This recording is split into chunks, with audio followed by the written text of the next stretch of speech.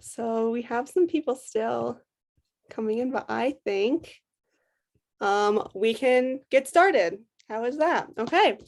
So hi everyone. Welcome to our very first winter lecture of the season. My name is Sophie Morelli. I'm the new director at the Historical Society. So this is my first big event as director, so I'm very excited. Tonight we have Jeff Hall, who's going to give a talk about his book titled A Prison in the Woods. Just so you guys know, afterwards there will be a short Q&A where you guys can type your questions in the chat and Jeff will be available to answer them, okay? So we are unfortunately over Zoom tonight, but I'm hoping that in the future, our future winter lectures will be in person. So just keep your eyes peeled for some emails and some update posts about that from us. And that's a great reminder for me. If you guys could just stay muted throughout the presentation, minimizes the background noise for us and our speaker. So yes, I'm going to turn it over to Jeff Hall. Great. Thank you very much, Sophie. I'm just going to pull up my slides here. So just have a second. Okay, and I'm going to do that and reduce this. Okay. So thanks again, Sophie, for inviting me and for the nice introduction. As Sophie mentioned, my name is Jeff Hall. My pronouns are he, him, and his. I'm speaking to you from Queens, New York, which is the unceded territory of the Munsee, Lenape, and Canarsie Algonquin nations. Lenape and Canarsie people have served and continue to serve as caretakers of New York City's lands and natural resources. I want to once again thank Sophie and her colleagues at the Lake Placid-North Elba Historical Society for the invitation to speak with you tonight. As Sophie said, it's too bad we can't get together in person, but I hope everyone finds the talk interesting and informative. And I should mention that I wrote a new talk for this event. I had one that I had been using for some of these book events last year, but I have been rethinking the topic a bit. So these are my fresher ideas, I guess. And I look forward to answering some questions at the end. Incarceration has been and remains a powerful agent of environmental change in New York's North Country. A quick note on terminology. I use the word environment in its broadest possible sense, encompassing natural features that exist irrespective of human activity, structures crafted by human hands, and of course, humans themselves. I see incarceration as working its environmental will in Northern New York State in three important ways. First, as a shaper of both built and so-called unbuilt environments, incarceration has left an extensive, if ambivalent, legacy in communities across the area. Second, the growth of corrections as a regional industry sharpened pre-existing class and racial tensions that were, more often than not, rooted in historically specific ideas about nature and environmental protection. Third, and finally, the mass incarceration of tens of thousands of mainly poor men of color in North Country prisons constitutes a glaring example of environmental injustice that is begging for a remedy. I will end with some thoughts on the recent spate of prison closures and what decarceration may portend for the North Country's future. No history of incarceration in Northern New York State would be complete without close attention to the area's natural environment. Excuse me. I'm not saying that as a ploy to sell more books. I'm saying it because since the mid-19th century, the environment has been a pivotal factor, quite possibly the pivotal factor, in the planning, construction, and operation of prisons in New York's North Country. Nowhere was this more true than in the uninhabited spruce forests of central Clinton County, selected by lawmakers for construction of New York's third prison in 1844. And that's, of course, Dannemora and Clinton Correctional Facility right there.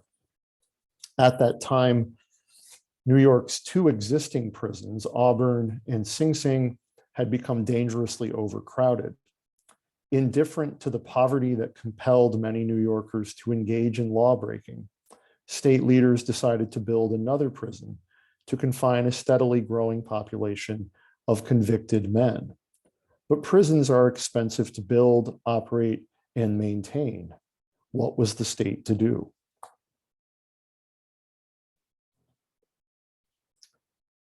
In order to achieve its penal objectives in a way that was fiscally sound, the state decided to operate its third prison, much like those before it, as a business. Having identified a rich, untapped vein of iron ore in central Clinton County, lawmakers planned a new penitentiary whose primary activity would involve the mining, processing, and manufacturing of iron.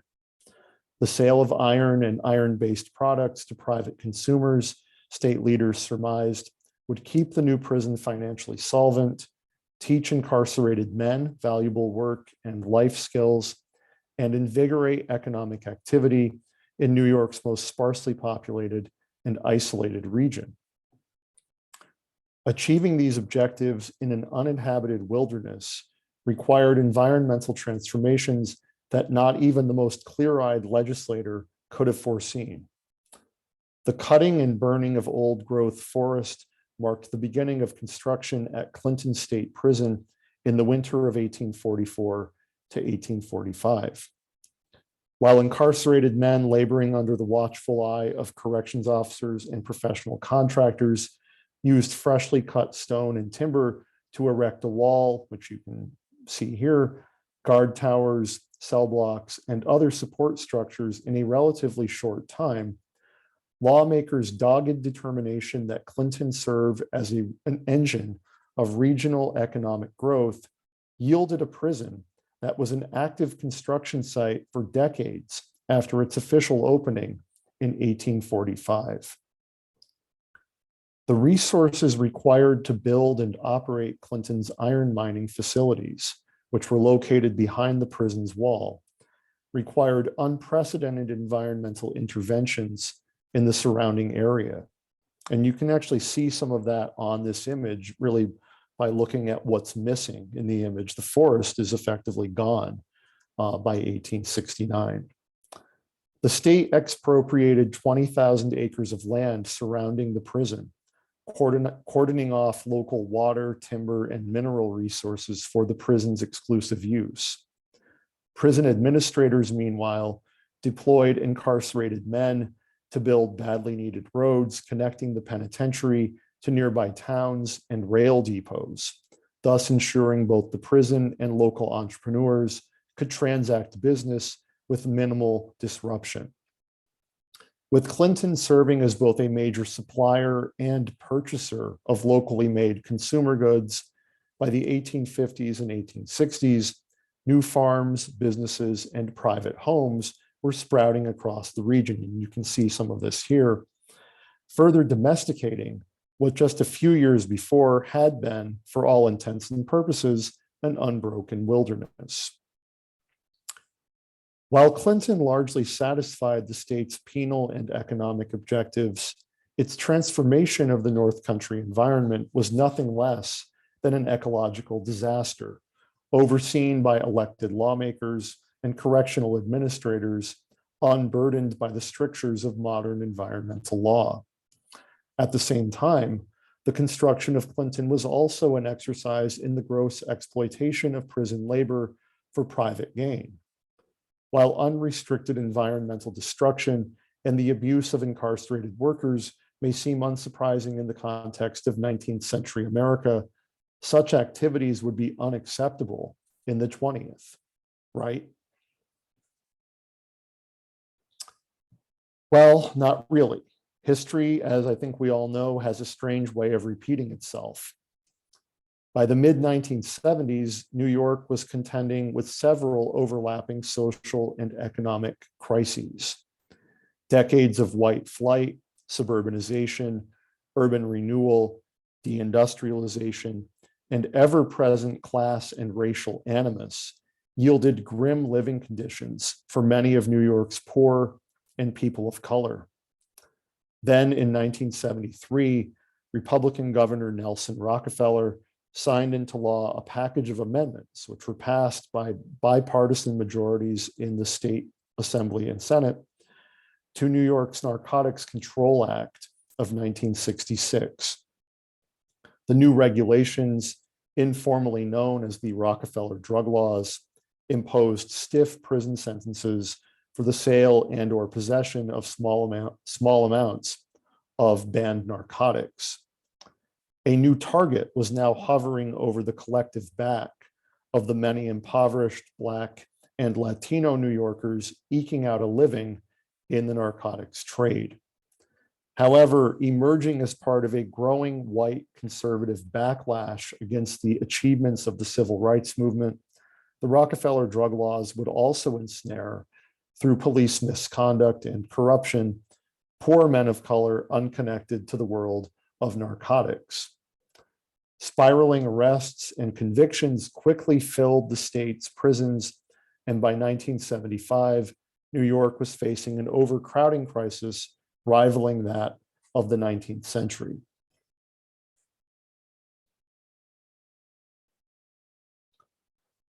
That New York would build and open new prisons was never really in doubt. The playbook for criminalizing and incarcerating vulnerable populations had been written nearly 2 centuries earlier and had never gone out of print. The question before lawmakers in 1975 was where New York would confine its swelling cohort of convicted men.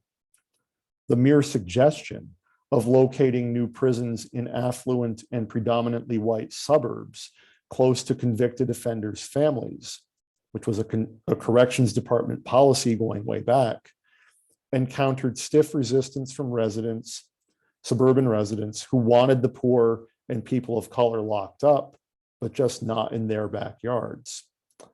In short order, the state trained its sights on the North Country, where it hoped incarceration could reinvigorate a struggling local economy.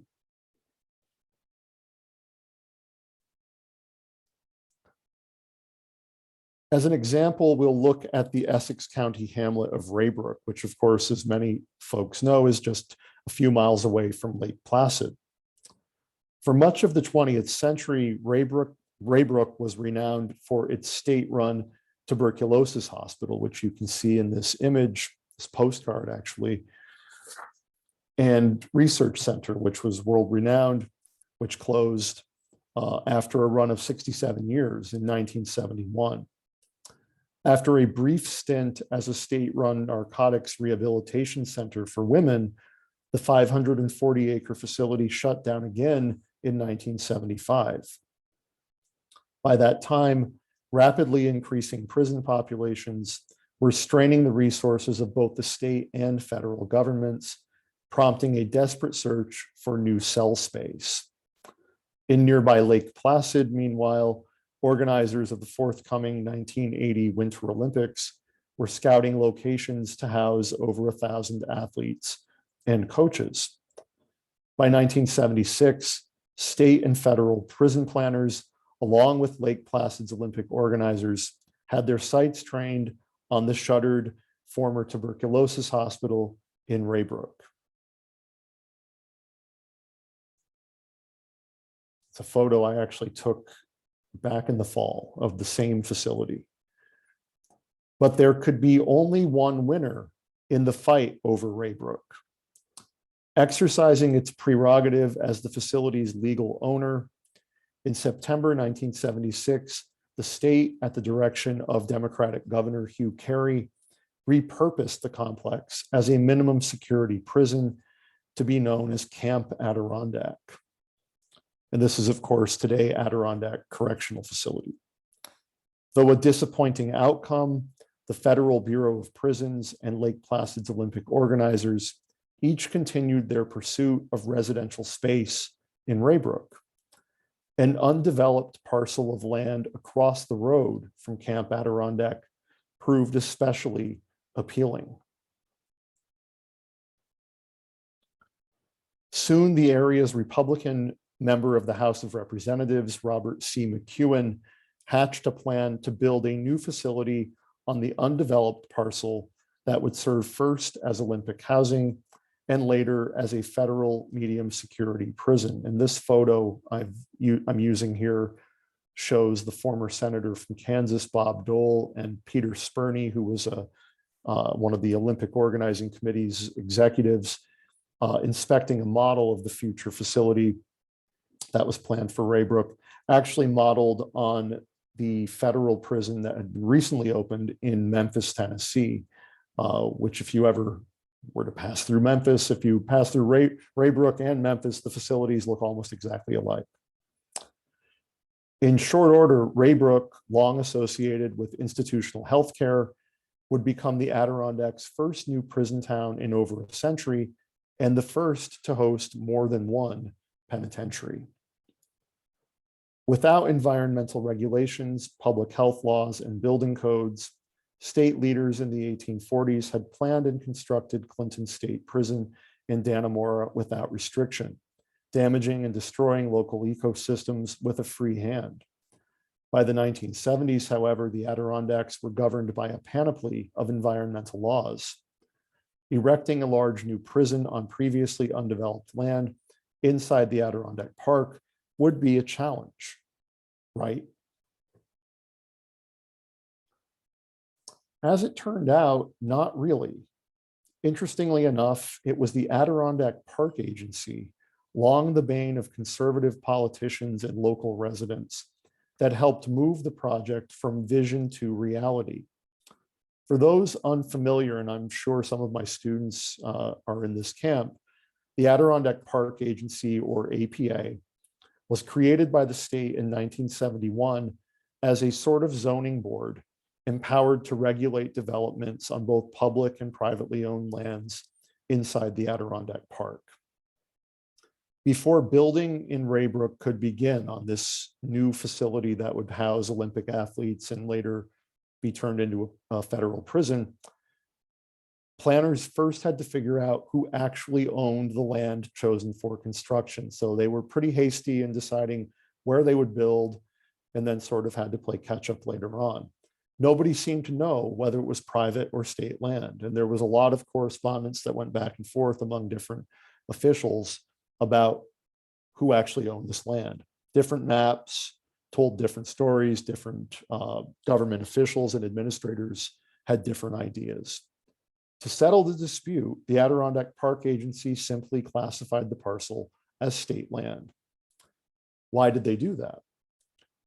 While state law gave the Adirondack Park Agency the power to regulate building projects on both privately owned and public lands inside the Adirondack Park, the park agency's oversight of projects undertaken on state land was much less restrictive and non-binding compared to its authority over developments on private land. So, for example, if you wanted to build a huge addition on your house inside the Adirondack Park, you might have to apply for a building permit with the park agency.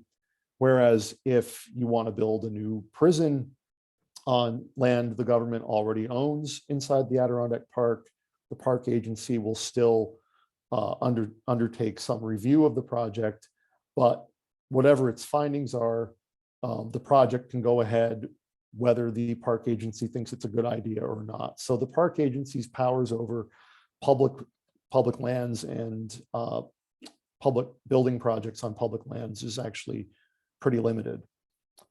Under state control, construction could go ahead with only minimal APA intervention.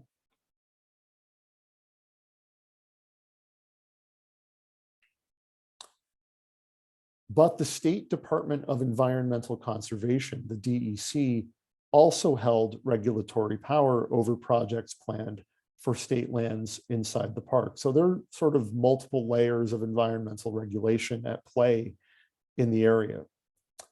DEC review of the new facility's potential environmental impacts could cause burdensome delays. The DEC's power was more extensive than the APA over developments on public lands. Once again, the APA stepped in, this time recommending that the federal government use its eminent domain power to purchase the property and eliminate the possibility of any delay-inducing state-level environmental review. In May of 1977, the federal government paid New York State $1 for this property. And within a month, federal contractors began tearing down 75 acres of Raybrook Forest, which is what you can see here. This is an overhead shot of the deforestation and excavation of the site across the road from the new state prison. New York's environmental laws, some of the strongest in the nation, and as some of you may realize and know, New York is often considered the birthplace of environmental conservation. New York's environmental laws could do little to stop this destruction. And the APA, the park agency, viewed by many as little more than a radical environmental organization in disguise, had helped shepherd the destruction, right? So in the book, I try to dispel some myths about the Adirondack Park Agency. I try to point out that it has sort of two wings. There's a political wing of the park agency, a board that's appointed by the governor, and then there is a sort of scientific wing of professional career employees who undertake scientific research and produce scientific reports. And those two wings of the park agency are not always in alignment. But the idea that the park agency is, like the Sierra Club or the Audubon Society is nonsense, has always been nonsense, and still is. But the story didn't end there. Heavy rains in the late summer of 1977 washed hundreds of tons of unsecured wood chips at the site into nearby ponds and streams, destroying habitat, killing wildlife, and befouling local fresh water supplies. So with no environmental oversight over the project, the contractors left the remains of all these destroyed trees simply laying in huge piles that were then susceptible to runoff. With the property under federal control, state environmental regulators could do nothing to remediate the damage. Residents hoping for relief from the Federal Environmental Protection Agency, the EPA, were shocked to discover that the nation's leading environmental and public health watchdog refused to get involved, arguing that since the facility would first be operated by Lake Placid's Olympic organizers as an Olympic village, who functioned under a state charter, the federal government bore no responsibility for the cleanup. Surely someone had to be responsible, right? In the end, remediating the environmental destruction at Raybrook hinged on a legal technicality. So you have all these environmental laws, New York's first environmental laws enacted in the 1880s, new ones enacted in the 1970s, strong environmental public health laws couldn't stop this destruction, couldn't stop the destruction of aquatic ecosystems and damaging of fresh water supplies. A legal technicality is what ultimately sort of saved the day here. Arguing that federally owned construction debris had polluted state-owned bodies of water, New York State threatened to sue the federal government for damages. Hoping to avoid expensive and potentially drawn-out litigation, the federal government used the only power it had left, threatening to withhold workers' paychecks to compel a speedy cleanup. So just some photos that I collected while I was doing my research. The picture here on the bottom left-hand corner shows you the facility under construction in the late 1970s. The facility, once it was completed, right before the Olympics in late part of 1979. And right around that same time, the public was invited in to inspect this new facility before it was opened for the Winter Olympics in 1980.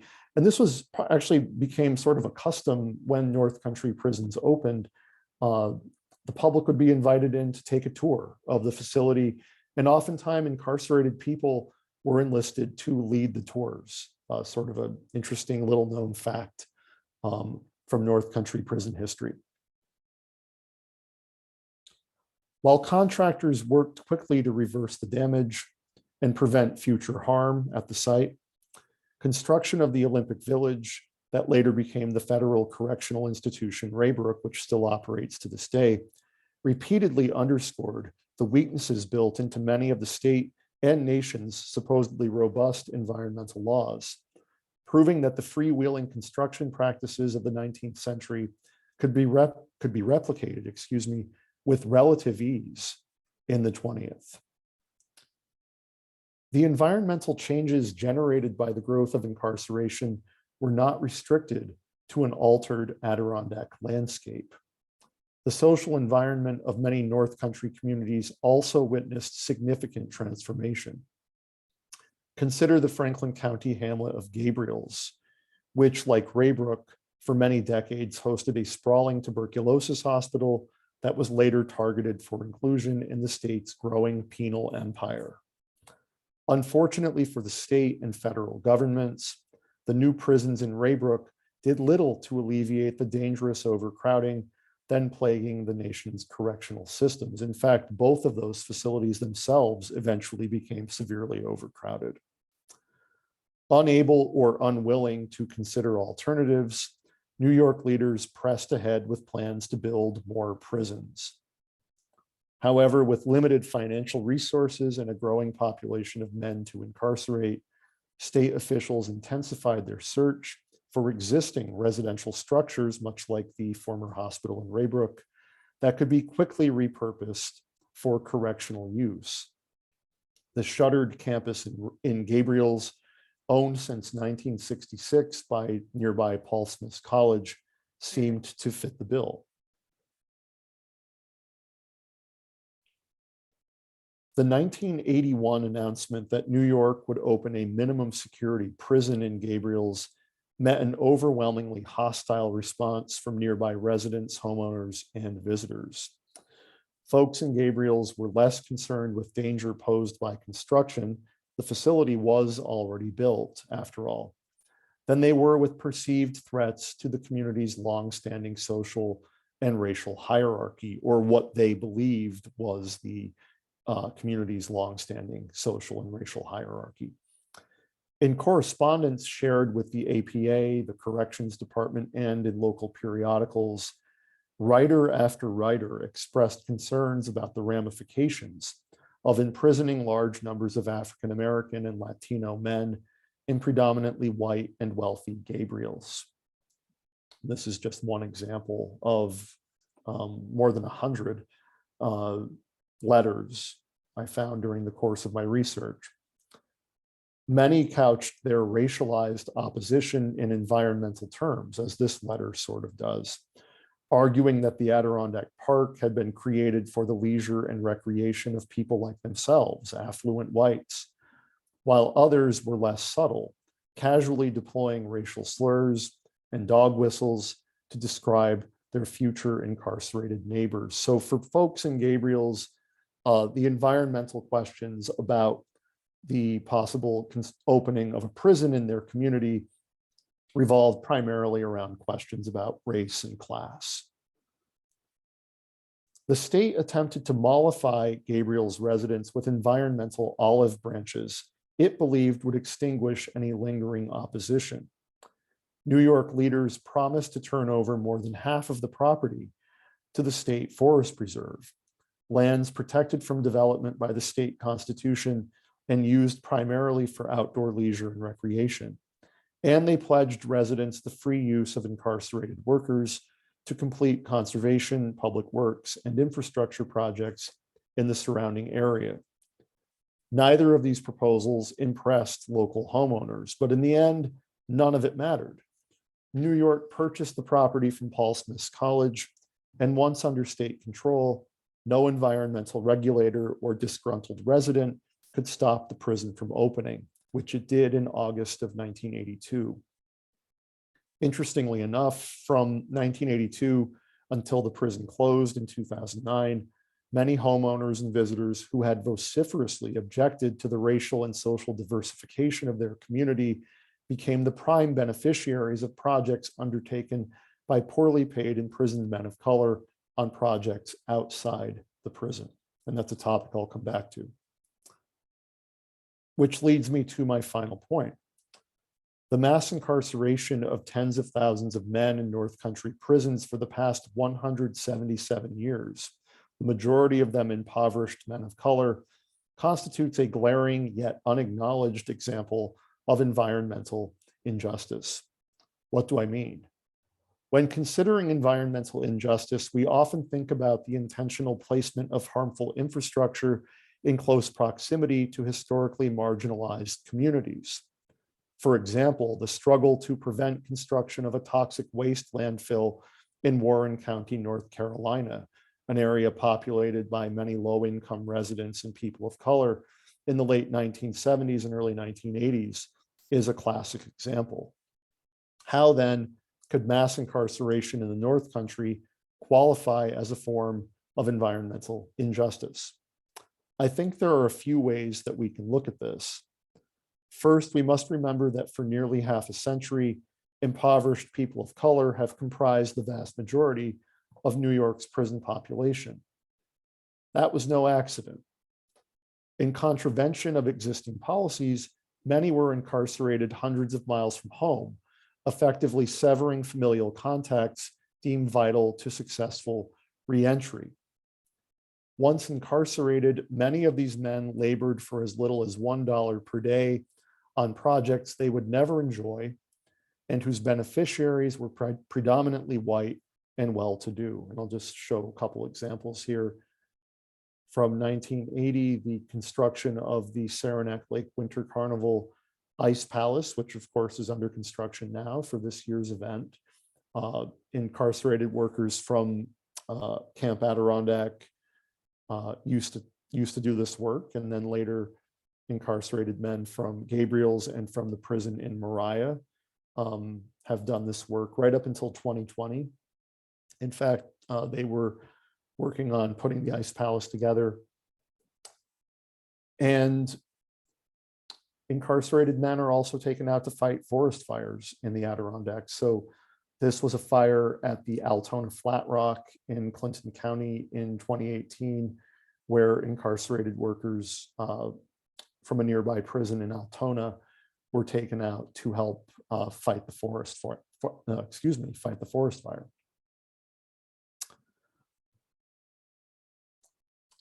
Incarcerated people in the North Country have also had to endure the opprobrium of a population generally hostile to their health and well-being. Remember, along with the growth of incarceration in northern New York State came a new law enforcement working class.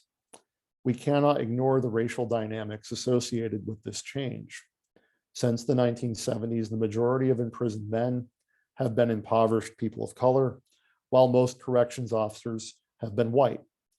With their livelihoods linked to incarceration, concern for the plight of the imprisoned or their families has never ranked high on most officers' priority lists. The racist and classist ideologies forged in the crucible of racially divided North Country prisons have a way of creeping into the homes of employees' families, threatening to warp the minds of impressionable children and perpetuating harmful beliefs and stereotypes. I know this because it happened while I was growing up, and my father, who worked as an officer at Clinton for 25 years, was the person who, intentionally or not, propagated these values in our home. And this photo, this class photo, actually from 1973, if you can see my cursor, this is my father right here, shortly before he began working as an officer for the State Department of Correctional Services. The explosive politics of the Trump era and the slow but steady closure of prisons across the North Country have only exacerbated already fraught relations between white residents and imprisoned people of color. And just one other photo here. This is when my father retired in 1998. the prison administrators briefly displayed his name out here on this sign. And I found these items after my father passed away among his personal effects. Mass incarceration in the North Country thus represents a form of environmental injustice where instead of harmful infrastructure being located in close proximity to a vulnerable community, members of the vulnerable community were moved toward the harmful infrastructure. Once relocated, their existence as human beings was reevaluated, measured by how many correctional jobs their incarceration could ensure, by how much poorly paid work they could perform for communities whose residents generally despised them, and at least in the case of New York, by how many local politicians, Democrats and Republicans, could continue being elected to office, relying on state legislative district maps that count imprisoned men who are deprived of the right to vote as residents of the districts where they are incarcerated. There are two other forms of environmental injustice I want to highlight before I wrap up. Northern New York State is a landscape that has been shaped and reshaped by the poorly paid, backbreaking work of impoverished, incarcerated men of color. With one exception, which I'll show you here, there are no public memorials or markers informing residents or visitors of this painful history of exploitation. And this image I actually took on Christmas Eve at the Adirondack Park Visitors Interpretive Center in Paul Smith. Some of you may know this site. It was covered in snow. I had to brush the snow off. And you can see it reads in grateful recognition of the correctional staff and inmates of the Department of Correctional Services, Camp Gabriel's, who constructed the Adirondack Park Visitor Interpretive Center Trail System 1986 to 1989. This is the only public marker of any form of prison labor in the region. When you stop and consider the hundreds and possibly thousands of projects undertaken by incarcerated workers across the North Country in the past 177 years, the near complete erasure of this history is more than puzzling. Further, when you consider the history that is memorialized and is remembered, right? So the history of conservation in the Adirondacks, the tablets near Whiteface Mountain commemorating the 50th and 100th anniversaries of the Forest Reserve, the probably dozens of historical markers commemorating moments in local military history, and the marker, one of several actually, marking the possible home of a lake monster that may or may not exist, right? So if you consider what is memorialized, what is remembered, and what is not, the racial and class dynamics of incarceration in the North Country become abundantly clear. The work of imprisoned men in shaping and reshaping the Adirondack environment is not remembered because in the view of many residents, most of them white, the workers' lives did and do not matter. Finally, I want to argue that incarceration has also represented a form of environmental injustice against North Country residents, who are mainly white. For nearly 2 centuries, the state and federal governments have asked generations of North Country residents to participate in various forms of violence in order to earn a living.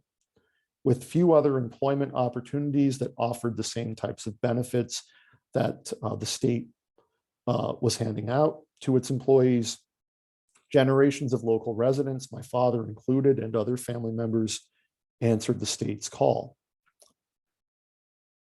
The ripple effects of this workplace trauma have spread far beyond the prison's walls, inflicting PTSD and other psychological harms on employees and their families, and sometimes long after folks retired. I know that was true for my father. The recent and impending closure of several North Country prisons, meanwhile, has threatened the livelihoods of families and communities that came to depend on the employment incarceration provides. While a declining prison population and decreased reliance on incarceration must surely be applauded, right? I don't think that having fewer people in prison is something to lament. What is the state doing for communities whose existence has long been intertwined with their correctional facilities? It was the state, after all, that built these facilities with promises of recession-proof jobs that would last forever. Auctioning off former prisons to the highest bidder, only to see them rot alongside their host communities, seems profoundly unjust to residents who believed the state's promises. It is time to reimagine the North Country as North Star Country, in the words of Frederick Douglass, a place defined more by the possibilities of a brighter future and less by its dark and violent past. Thank you. Thank you so much. Yes, we would clap if we were there. We would good. I would. Oh, I see some applause emojis happening. Perfect. We're virtually applauding you. Yes, thank you so much. So I would like to take some time right now for all our attendees to open up for a Q&A. So what I would love is if you guys have any questions for Jeff to use our chat option. And we can kind of read them from there and do it that way. I think that's a little bit easier than everyone kind of talking over each other. So if you have questions, please put them in the chat and we'll answer some. Oh, yes. So we have one right off the bat here. So what is your opinion on capital punishment? Well, just like a good historian, I follow the evidence. I let the evidence lead me to conclusions, and the evidence, I think, overwhelmingly has shown that capital punishment does not deter people from engaging in unlawful activity. And in many cases, especially we've seen episodes of this in the past few years, not in New York where there is no capital punishment, but in other states where it is used and it's actually been inhumane the way that it's been applied. I oppose it. There are people who engage in extremely violent acts toward other people. I know this firsthand. But if we're thinking about what our values are as a society and whether we think people should be defined by the worst thing they do in their lives or whether they should have opportunities to have a second chance, you can't have a second chance if you're dead. So, and as I said, if capital punishment is being construed as a deterrent to people engaging in unlawful activity, it doesn't work. So I think it's a terrible idea and I'm not in favor of it. Yeah, absolutely. So thank you, Professor. Yes, keep your questions coming in the chat. While we're waiting for people to ask, I would actually love to ask you about the process and kind of the journey of like this research and how it became a book. Like, did you set out to write the book initially, or I would just love to know kind of the whole process of this research that you've done. Yeah. Okay. So the idea for my PhD dissertation was going to be sort of like an environmental history of work in the Adirondacks. So I was going to look at the area's major industries, so the logging industry, mining, tourism, institutional healthcare, and incarceration. And my advisor gave me good advice. He said, that's too much, you'll never finish. He's like, but this prison part looks promising. So I started doing the research, and if anyone, a lot of my students are actually here. So if any of them are interested in a career in research, I do have some advice, or some warnings, I guess. I spent a couple years chasing down sources that I was led to believe actually didn't exist. And I was at the conference on New York State history, which actually isn't held anymore, and met somebody from the state archives, and I told the person what I was working on, and she said, oh, well, we destroyed all those documents. She's like, we get a lot of documents from state agencies. We have to decide what we think is historically valuable, and most of what you're asking for we don't have. So I was like heartbroken, and so I'm like, okay, how am I going to write this dissertation? So I did what's called a Freedom of Information Act request to the Adirondack Park Agency, because I started looking through local newspapers on microfilm, and I started realizing that they were involved in a lot of the debates and discussions about the new prisons that were being built. So I figured they must have something. So I just filled out this one-page form, put it in the mail, and it was very informal. Looking back, I mean, how unprofessional of me. Like I did it with a pen. I'm like, just send me everything you have on. I asked for the stuff on Gabriel's first. I figured I'll just see what they've got. So I don't know, like 4 or 6 weeks went by, and one night I got home to my apartment, and in the mail there was an envelope from the Adirondack Park Agency, and I'm like, oh, okay. So I went inside, I opened it, and I think there were 3 or 4 compact discs inside, which students probably don't know what those are.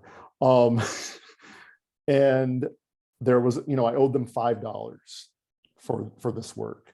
So I popped those in my laptop, and whoever did this, I still don't know who did it. Maybe we'll meet in another dimension. Scanned every single document related to that project and put all of those documents on those discs. There were probably 100,000 pages of documents on that disc, on those discs. And so I figured, okay, I sent more Freedom of Information Act requests for the other prisons I write about in Raybrook and Lion Mountain, and one that didn't open in Tupper Lake. Sent those out, got more discs. I probably had about 500,000 pages of documents by the time I was done gathering documents. And there's an old saying, when you're doing history, you drink an ocean and piss a cup full. And that is true, right? I read through almost all of those documents, read a lot of books, articles, newspapers, magazines. And the final product, which was my dissertation, which was then turned into the book, only had, a small percentage of what I actually sifted through. So it was a long process.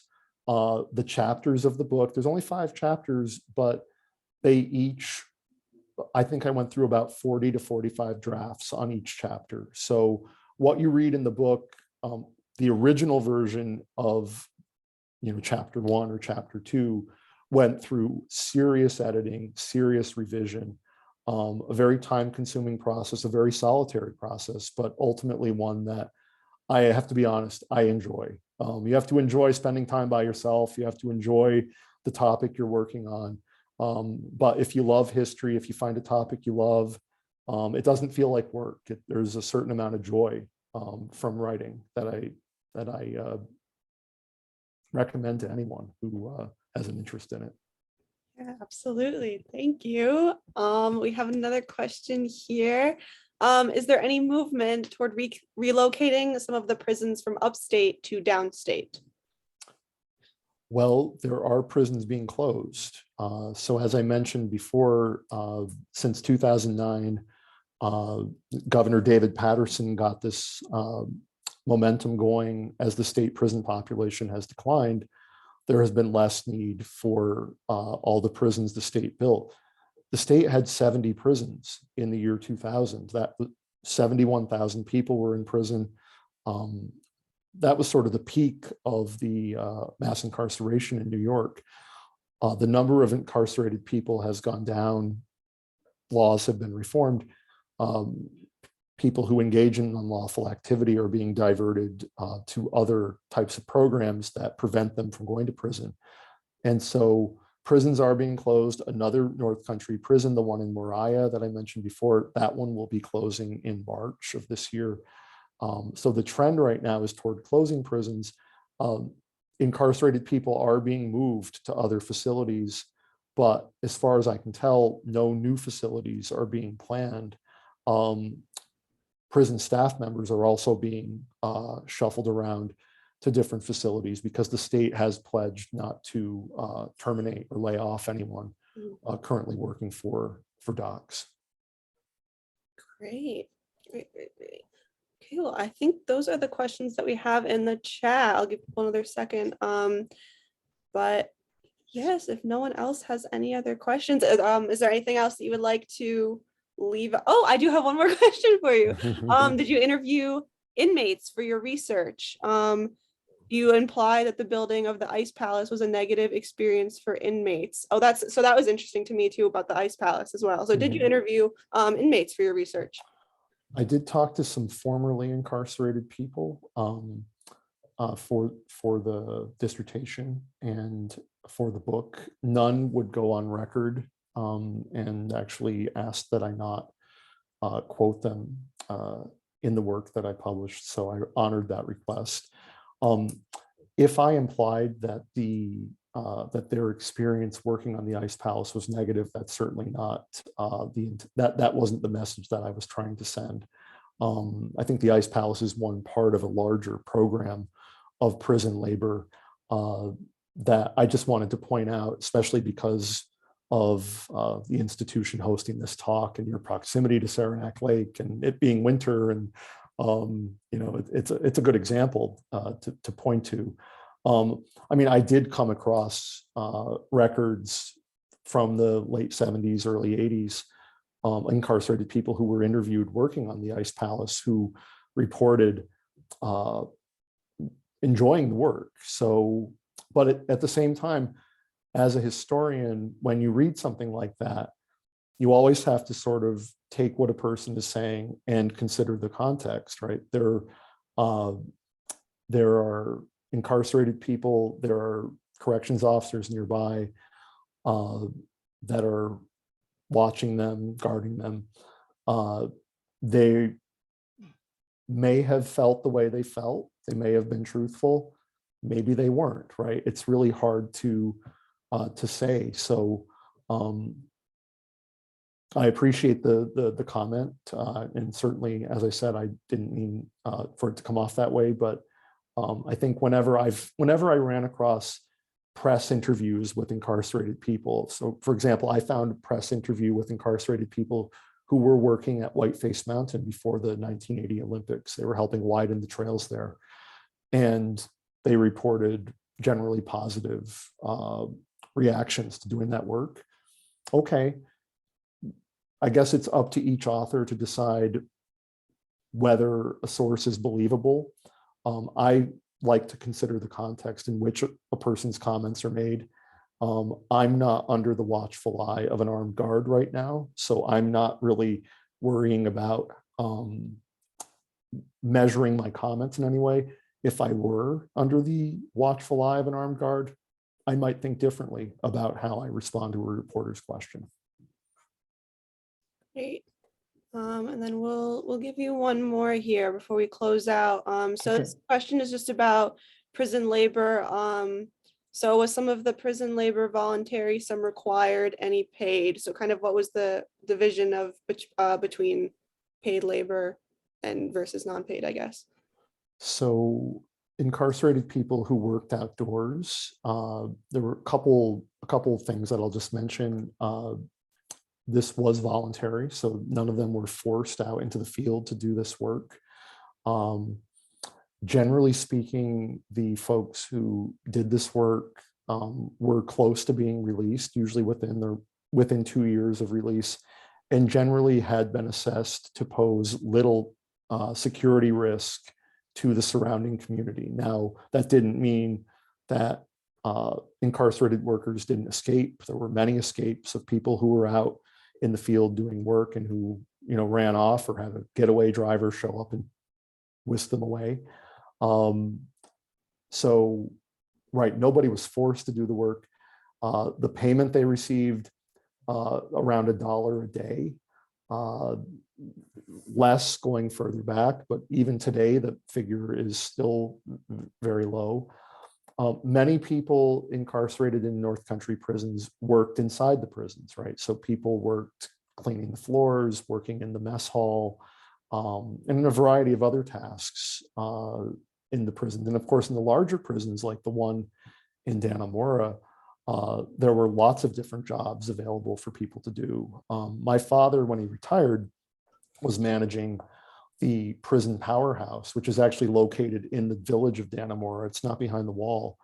And he was helping manage the prison's electricity supply, and he had this really antiquated equipment that he was responsible for managing, but he also had a group of incarcerated men working for him, and their job was to help keep the prison's electricity going. So most incarcerated people worked in some fashion, either outside or inside of the prisons where they were held. Yeah.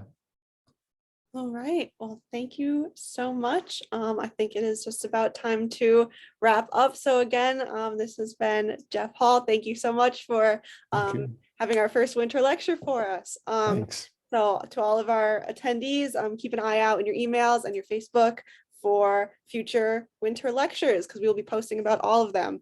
And this lecture will also be posted if you want to come back and look at it again. So thank you so much, everyone, for coming. Have a wonderful night.